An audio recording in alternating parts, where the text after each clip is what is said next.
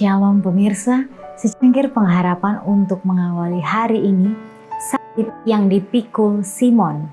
Ketika mereka berjalan keluar kota, mereka berjumpa dengan seorang dari Kirene yang bernama Simon. Orang itu mereka paksa untuk memikul salib Yesus.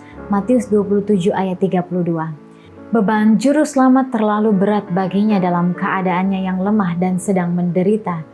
Sejak perjamuan Paskah dengan murid-muridnya, ia tidak makan atau minum.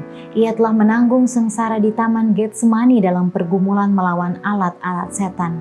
Sepanjang pengadilan yang memalukan itu, ia telah bersikap tetap teguh dan mulia dalam pendiriannya. Tetapi setelah didera kedua kalinya, salib itu diletakkan ke atasnya. Sifat manusia tidak dapat menanggungnya lebih lagi. Ia jatuh pingsan di bawah beban itu. Orang banyak yang mengikuti juru selamat melihat langkah-langkahnya yang lemah dan terhuyung-huyung, tetapi mereka tidak menunjukkan belas kasihan. Para penganiayanya melihat bahwa tidak mungkin baginya membawa bebannya lebih jauh. Mereka kebingungan untuk mencari seseorang yang akan memikul beban yang hina itu. Orang Yahudi sendiri tidak dapat melakukannya, karena kecemaran itu akan menghalangi mereka untuk mengadakan Paskah. Malah tidak seorang pun dari orang banyak itu mengikuti dia mau membungkuk untuk menanggung salib itu. Pada saat ini seorang asing, Simon orang Kirene, yang datang dari luar kota bertemu dengan rombongan itu.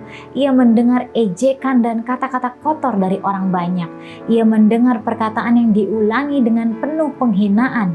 Bukalah jalan bagi raja orang Yahudi. Ia berhenti keheran-heranan melihat peristiwa itu. Dan ketika ia mengungkapkan belas kasihannya, mereka menangkap dia dan meletakkan salib ke atas bahunya. Simon telah mendengar tentang Yesus. Anak-anaknya laki-laki adalah orang-orang yang percaya akan juru selamat, tetapi ia sendiri bukannya seorang murid. Menanggung salib ke Golgota merupakan suatu berkat bagi Simon, dan sejak waktu itu ia berterima kasih karena bimbingan ilahi itu. Hal itu menuntun dia untuk menanggung salib Kristus atas pilihannya sendiri dan senantiasa berdiri dengan gembira di bawah bebannya. Salib yang dipaksa supaya dipikulnya menjadi sarana pertobatannya. Simpatinya sangat dalam mendukung Yesus, dan peristiwa Golgota dan kata-kata yang diucapkan oleh juru selamat menyebabkan dia mengakui bahwa Yesus adalah anak Allah. Demikianlah renungan kita hari ini. Selalu mulai harimu dengan secangkir pengharapan.